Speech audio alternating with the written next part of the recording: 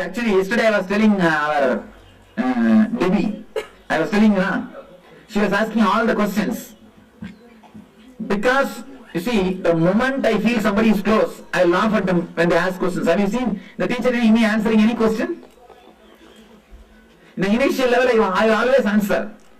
Especially in the public, I will be so polite. I will be answering every question. I know it's complete foolishness. Neither this fellow wants answer, nor he is a seeker. Just he wants to show he is there. He wants to show his presence. And he wants to show he wants something. He knows something. Or he wants just a greed for more and more words. All questions are nothing but greed for more words. Be very clear. That's all. Now you left the greed for all the money and other things. You got out of new greed. Greed for more words. Greed for knowing more. Greed for more explanations. Brain candy. Brain candy is the right word. The initial level, the public lectures, I will be offering brain candy with a big tray going around. And in the initial level, I will always give enough of brain candy. Add it. And let your brain boil. Once you come to a certain level, I laugh at your questions. Then once you come very near, I laugh at the questioner himself. Ask my crew members, this Shiv, Ragini, Ayya Amma, 1 minute I have spoken any spiritual things to them, ask them.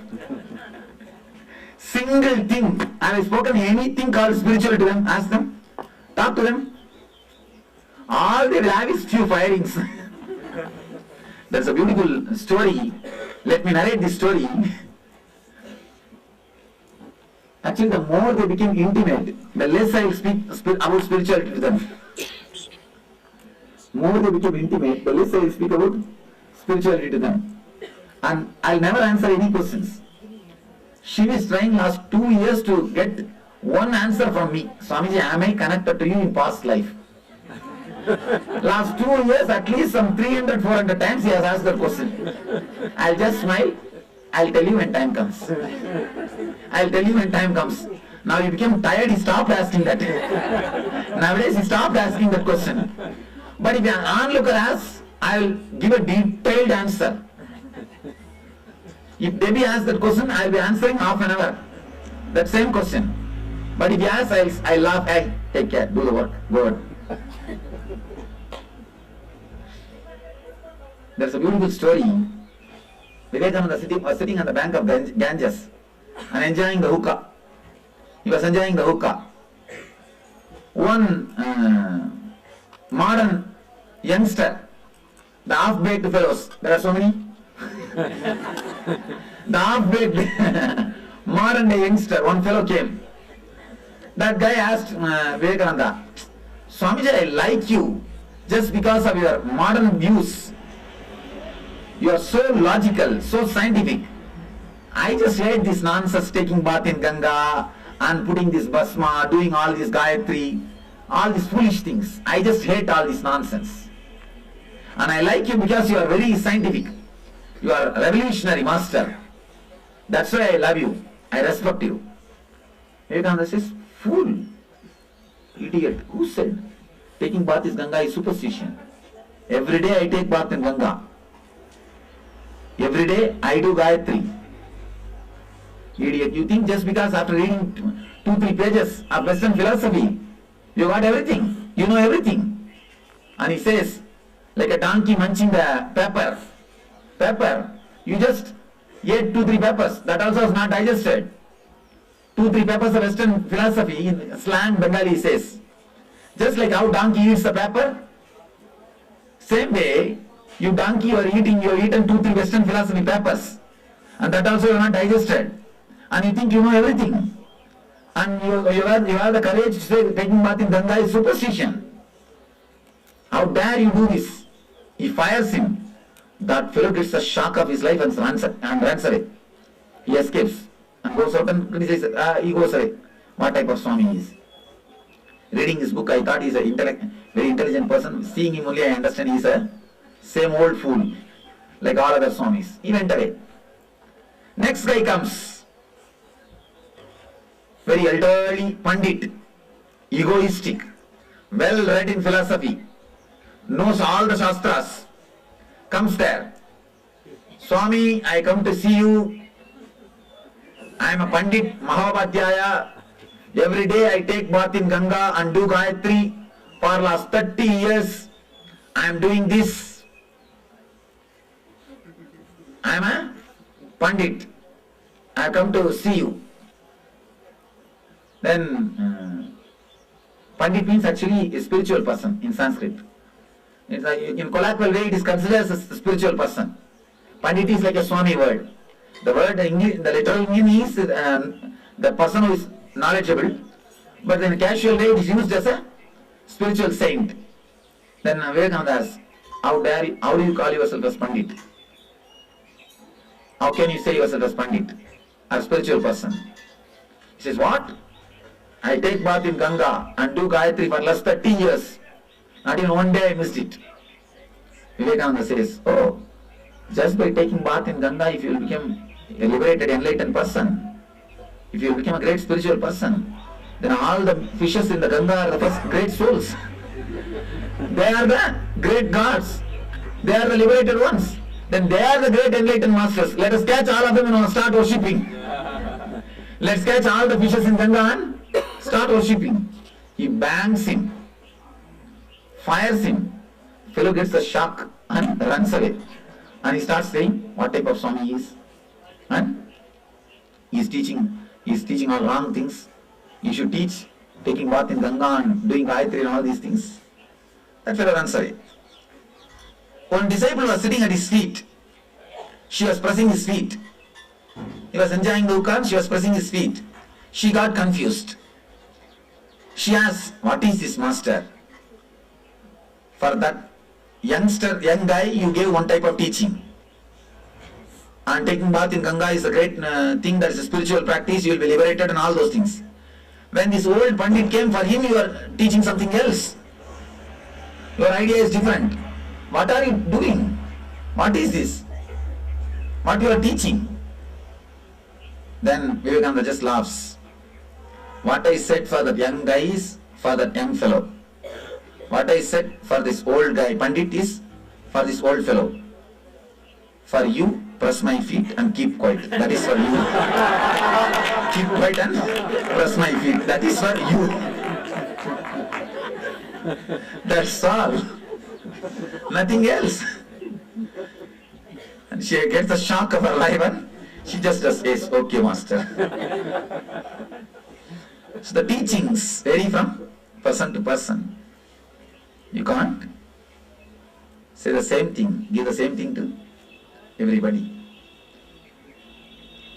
So when the distance is more, I'll be giving a lot of brain candies. When the distance is less, I know from their side nothing can be done. All I will tell them is, I will take care, you keep quiet. Again and again I will tell them only one thing, I will take care, you keep quiet. Once actually one of my crew member, the inner circle, they asked me, Swamiji, everybody is doing meditation, spiritual practice, we don't do anything. We don't do anything. In every program we are busy in attending all your cares and needs and arranging everything. And I told him, all those fellows are reading menu cards, you are eating.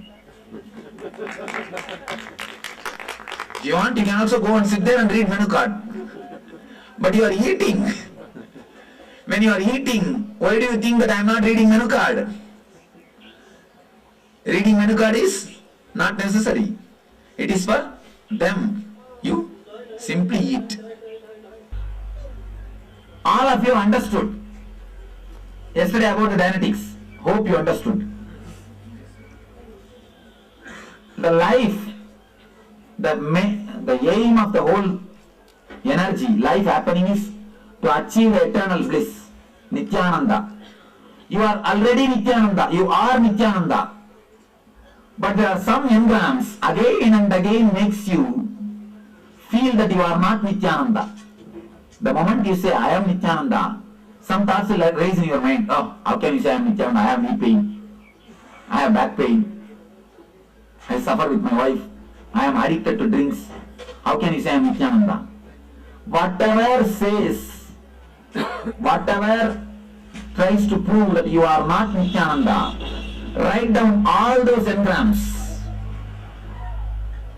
And one more thing, if you can find the source of the engram, for example, if you have the fear that your boss may fire you, if you see the root of the fear root is your father continuously firing you, or your mother firing you. That same fear only you project on your boss, then you project on me. That's what most of you are doing. You make me only as your father figure. If you have the fear about your father, you project it on me and suffer, struggle. If you are disturbed, disrespected by your husband, you project that on me, and you show your anger on me. Now, all the engrams which disturbs you and the roots of the engrams, if you can find out. If you can't find out, don't bother. If you can find out, start writing the roots also. We are having a straight war with engrams with the help of the master. With the help of the master, when you straight away do a war, simply they run away and disappear and die. If Devatas directly go and fight with Asuras, they will fight and there will be a big war. If the Asuras know the Vishnu is backing the Devatas, whole fellows they will run and disappear into the ocean and hide themselves into the ocean. And dissolve, disappear. Same way, if you directly fight with your engrams, there will be a big fight between you and them. But if the engrams knows that master is with you, supporting you in your fight, all the Rakshasas will disappear and dissolve.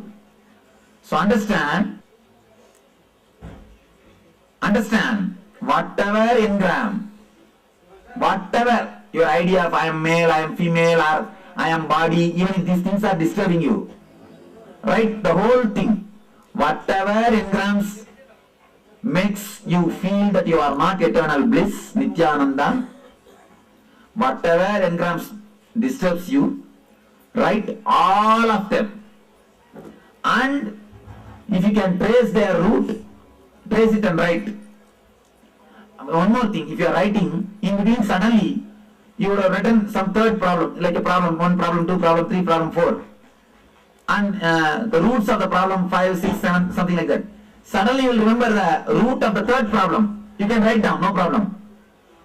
You can write down. Bring out the whole thing. We are going to have a straight, direct face-to-face war with the engrams. Of course, when we are ready to face-to-face, they will not have their face, they will just disappear. Darkness can never face-to-face fight with the light. Because the moment light happens, it has to disappear. The moment master happens, engrams has to disappear. When light happens, engram has to disappear. When light happens, engram has to disappear. So be very clear. Engram is nothing but words written on darkness. See, for a photograph to be filmed, for a picture to be filmed, the film should be in darkness. Only then the whole thing will be captured on the film. If the film is directly exposed to the light, what will happen? Whatever is captured will just disappear. Same way, now as of now, all your films is in the dark. Films are inside the darkness. That is, you are capturing so many engrams.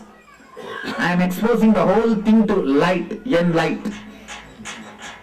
Simply it will become pure white, and you will start radiating the same light. Let you write down. Will straight away have face-to-face war. Yes, with the engrams. Even if you think something is blissful, in the end you will see only the painful. You start writing painful, then you will end up where you will end up, you will see. Even if you have done NSP, don't worry. Bring out, if that is in memory, bring it out. Anything in memory, bring it out, because it is much more deeper and higher technology, which we are going to work now. Be very clear. All your pains, all your problems are related to this only. I am going to straight away attack every engram. Intensely, yes.